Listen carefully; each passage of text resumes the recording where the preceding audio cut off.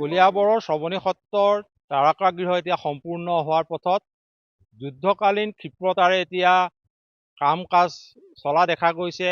এই তাৰকাগৃহ 2021 চনৰ শিল্পী দিৱসৰ দিনটোতে এই তাৰকাগৃহৰ আধাৰশিলা স্থাপন কৰা হৈছিল আৰু প্ৰায় 4টা বছৰৰ পিছত এতিয়া কলিয়াবৰ শ্ৰৱণী সত্ৰৰ এই তাৰকাগৃহ সম্পূৰ্ণ হোৱাৰ পথত 2021 বৰ্ষৰ 17 জানুৱাৰীত আধাৰশিলা স্থাপন কৰা হৈছিল এই তাৰকাগৃহৰ আৰু ইয়াৰ বাবে ধন ধাৰ্য কৰা হৈছিল 20 কোটি 30 লাখ টকা আৰু এই তাৰকাগৃহত সংযুক্ত হৈ থাকিব ডিজিটেল তাৰকাগৃহ, বিষয়ভিত্তিক বিজ্ঞান বীথিকা, ধেমালিৰ চলেৰে বিজ্ঞান বীথিকা, উদ্ভাৱন কেন্দ্ৰ, প্ৰেক্ষাগৃহ, বিজ্ঞান উদ্যান, অতিথি গৃহ আৰু কৰ্মচাৰী আৱাসগৃহৰ লগতে কেফেটেৰিয়া। বিজ্ঞানক জনপ্ৰিয় কৰাৰ উদ্দেশ্যে গ্ৰহণ কৰা আঁচনিৰ অন্তৰ্গত এই তাৰকাগৃহ, বিজ্ঞান যাদুঘৰ, বিজ্ঞান উদ্যান ইতিমধ্যে কাম কাজ সম্পূৰ্ণ হোৱাৰ পথত কলিয়াবৰৰ শ্ৰৱণী সত্ৰত যুদ্ধকালীন ক্ষিপ্ৰতাৰে তাৰকাগৃহৰ কাম কাজ সম্পূৰ্ণ হোৱাৰ দিশে আগবাঢ়িছে। সকলো এতিয়া ব্যস্ত হৈ পৰিছে তাৰকাগৃহটো সম্পূৰ্ণ কৰি উলিওৱাৰ কাৰণে।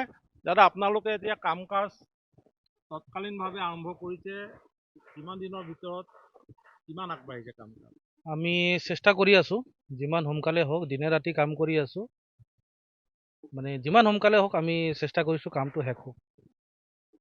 কাম সম্পূৰ্ণ কৰা সম্পূৰ্ণ মানে চেষ্টা আছে কি আমাৰ যিমান সোনকালে হওক 10 তাৰিখলৈকে ট্ৰাই কৰি আছোঁ।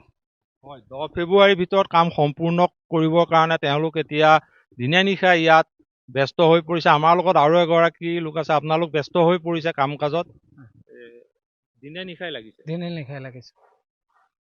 তেতিয়াকৈ সম্পূৰ্ণ হোৱাৰ আশা আছে? মোটামুটি আমি বিচাৰিছোঁ 10 ফেব্ৰুৱাৰীলৈকে আমি শেষ কৰি দিয়াৰ প্ৰচেষ্টাত আছোঁ।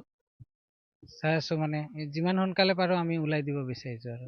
হয়, এনেদৰে দেখা গৈছে শ্ৰৱণী সত্ৰৰ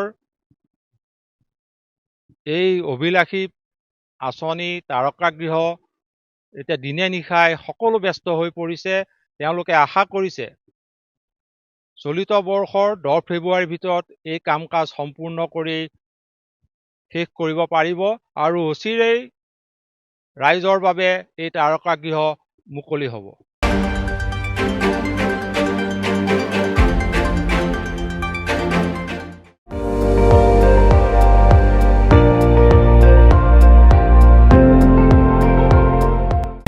আপুনি চাই আছে ND24, সৰ্বশ্ৰেষ্ঠ নহয় সৰ্বোত্তমৰ দৌৰ।